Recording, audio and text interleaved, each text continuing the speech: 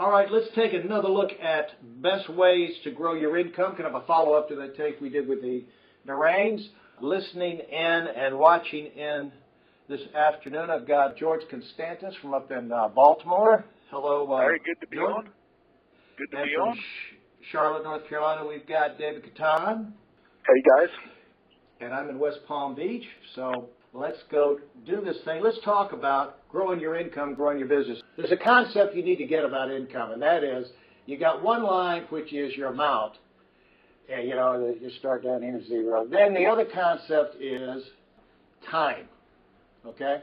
I want you to get the idea of understand range. You can go along and you can make between, let's just say you're somebody that when you're properly, maxing out, if you maxed out, I mean, you were healthy all year, no vacations, this, that, the other, let's say in sales, you could go out there and make $100,000 a year in sales, whatever you're selling. Doesn't matter what you're selling. Let's just say that's you at your best. Unbelievable, you're maxing out. You're a star, okay? Well, what we have here is a range, all right? That is the range of income when it's just you. Have we got that? That is Yep. your income range. So, George, does that make sense? Yes. And David, that is a cornerstone. Understanding this is a cornerstone concept to understanding how the rest of it works. Because if you don't understand this, see, so what most people do is they'll go along doing about 50, 60%. They'll be trucking around in here. If they've got the ability, if everything goes perfect to make $100,000, they'll probably be bringing home $50,000, $60,000 a year. Normal activities, because they take vacations, they get sick, they do things with the kids, they get in. Plus, they don't really stay highly energized all the time. So they're, trucking around in here. Sometimes they may go up and down, but, like the stock market, like they really get serious in January, really get serious in September to kick off the year, really get serious in the spring. Unbelievable, the good weather's coming out, the flowers are blooming, we're going to go. And so but then, they get sidetracked in December and July, and they have these kind of months. So, you guys understand that concept? The range. Yes. Okay, so all right, so let's go. We're going to build off that range. And so the deal is this. Let's just stop. While I'm here, the concept is, if you want to grow your income, how can you get your income up in this range? In other words, how can you break through this barrier? Is it possible to break through this barrier and get up to where you're not consistently making 100 and maybe have a shot at 150 or 175 or 200? If you had a chance of doing that, you'd be, a lot more gung-ho about your business, don't you think, Dave? Absolutely. Because, if it's the same old, you get bored, don't you, George? Yeah, absolutely. So how can you raise the ceiling, the possibilities, up like that? And then also, wouldn't you like to have a little more security to where when you have your worst month, maybe your worst month was 50,000. So how can we get it up here to where, say, in your worst month, you're going to make that 50 or 60, but in your best month, you got a chance at 200. How can we do that? All right? What's the best way to do that? That's what we're going to be talking about here. That's what I was talking with Tony and Shelley about. So that's the concept. We're going to start over here. I'll do a different color. So let's go here. See, if we have the problem with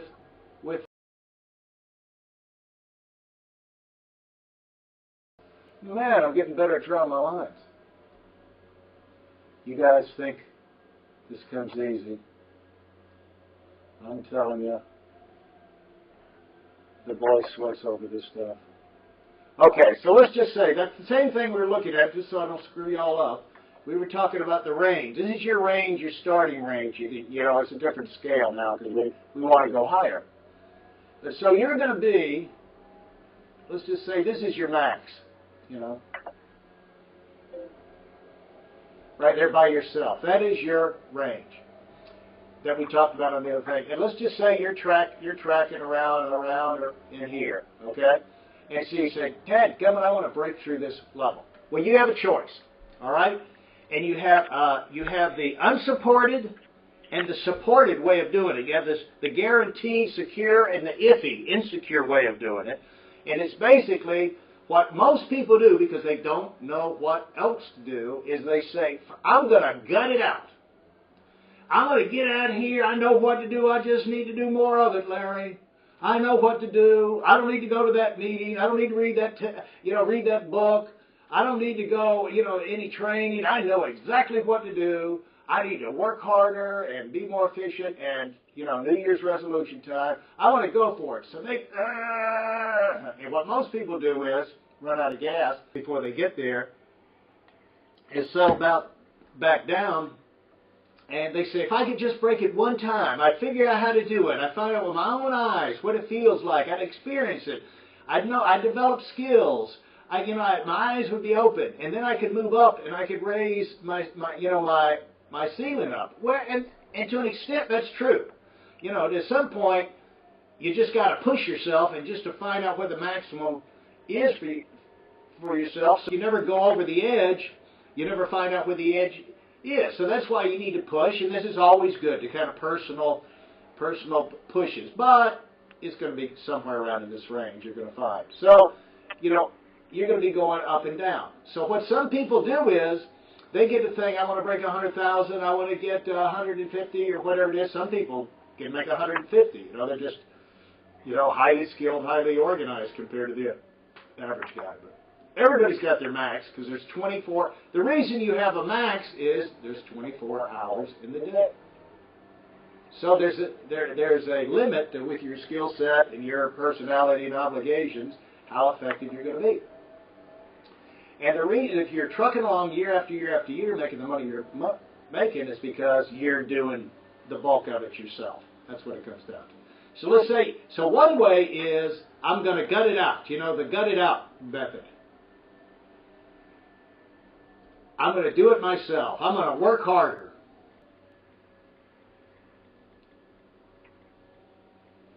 Well, that don't work so great. See, what happens, let's just say, you went in here and you did this. You're going to go on a big growth surge. So you are working surge. So you're trucking along here, and you say, I'm going to go for it. And you gut it out. Unbelievable. I'm sailing. I make 150. My family's proud of me. I'm breaking records. I'm up here, okay? I'm flying high. Well, sooner or later you hit your goal. You're proud of yourself. And it's time to enjoy the fruits of your labor. I won the Super Bowl. I pressed myself, and I got to recover. So eventually, you're going to kind of top out, and no matter how hard you try, you're going to revert right back down to where you were. Now, the trouble is that all of the things you sell, I don't care if you're selling TVs or whatever it is you're selling. It doesn't all stay on the books. It's a persistency thing. There's going to be a washout. In some businesses, it's a 10% washout. In some, it's 20%. In some, it's 30%. But what happens is, if you keep going up like this, so you build up, this accumulation of stuff that's got to be dealt with, that you didn't have. Now, if you're down here, let's just say it's 20%. 20% of this is not a problem because it's pretty much the same. You can absorb it because that's what you're always doing. But when you start a surge, now you got 20% of a bigger number. It creates like this negative fireball you've got to deal with. The way it was with me, it's like a service obligation. When we built houses, we went in there and we built 25 houses a year. First year, no problem for Larry. I was in charge of construction and followed through. 25 houses first year. And we had 0 from the year before, so there was no service work. The second year we built 25 houses, but now we had 25 that I had to service. Well, that made my life a little bit harder, even though there wasn't all that terrible much going on. There's still 25 possibilities there. that can go wrong during the course of the year. Now, the third year, we built 25 more. Now I have 50. Fourth year, we built 25 more, and now I have 75. So you can see how I was creating a bigger and bigger nightmare for myself, and eventually you have to do something about it, hire more help or something. But as you go up here, you're building up a chargeback thing that's got to be handled, even if you're state of the art in terms of your persistency, the quality of the sales or of your business. And so this is fine as long as you stay at this level or keep climbing. See, down here it was like this size. But up here, it's just the natural proportion. It's bigger. It's the biggest you ever have. If one happens after you have the biggest sales month you've ever had, the biggest anything you've ever had. Well, after something goes up, what's the normal thing for it to happen there, David? Come down. Come down. It's nature. So when this thing starts coming down, what it means is your income is coming back down, but you got this thing to deal with. This fireball is following you. So what happens is you see, if the danger of you coming back down to your previous income levels because you're tired, you're worn out, you're recovering, holiday season, kids got sick, got sidetracked. Well, now, whereas here you had a net, you had plenty of income because you were used to doing that. Here, you got this thing to deal with. And so your net is much less. So what you have, if you do a sales surge, number one, what's wrong with it? It is one time. Yep. You're like a gerbil on a treadmill, going crazy. You're just running faster, and you're not going to run faster forever. You're going to go at what a normal, pretty much walking speed is. And you can't always sprint. So that's kind of a one-time hit, but then you get the double whammy of the chargebacks from the bigger income months. And what you find is some people, they don't expect that to happen. They don't think about this because they think here and they spend all the money, don't save it, don't even take out money for taxes, if they're in business for themselves usually. They think, Uncle Sam wants more of that too? And then, so now, in addition to probably owing more taxes, they've got this normal, percent of business chargeback thing to deal with. It usually shows up a month or two or three later.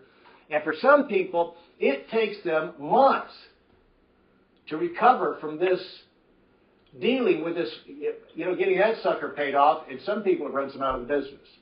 And so that's why, see, it's unsupported growth. When you go up here, it's unsupported. It's all you, working like a dog. All right, we've established why a big income month can be fragile, mainly because it's unsupported. In our next tape, we'll show you how you can turn things around and take charge of this situation and keep your income growing and stable.